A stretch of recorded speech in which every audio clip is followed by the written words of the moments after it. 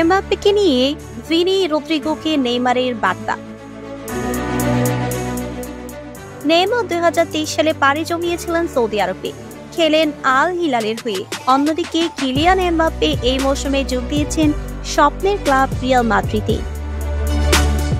এর আগে 2017 সাল থেকে 2023 সাল পর্যন্ত দুজনই একসঙ্গে খেলেছেন প্যারিস সেন্ট জার্মেইতে। নেইমার ও কিলিয়ান এমবাপ্পের সম্পর্ক পিএসজিতে শুরুর দিকে বন্ধুত্বপূর্ণ থাকলেও সময়ের সঙ্গে স্বার্থের সংঘাতে সম্পর্ক তিক্ত হয়ে ওঠে।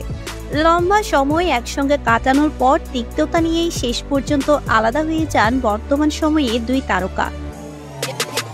মাদ্রিদে যোগ দিয়ে এমবাপ্পের সাথে বেশ উষ্ণ সম্পর্ক হয়ে ওঠে রিয়ালে খেলা ব্রাজিলিয়ানদের সাথে। বিশেষ করে ভিনিসিয়াসের সঙ্গে এমবাপ্পের সুসম্পর্ক এখন প্রকাশ্যে। এবার এমবাপ্পেকে নিয়ে রিয়ালে খেলা ব্রাজিলিয়ানদের বার্তা দিয়েছেন নেইমার।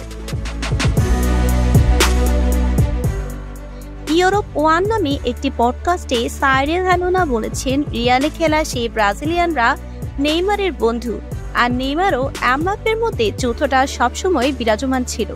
সেই পরিপ্রেক্ষিতে নেইমার ব্রাজিলিয়ান বন্ধুদের একটি বার্তা পাঠান।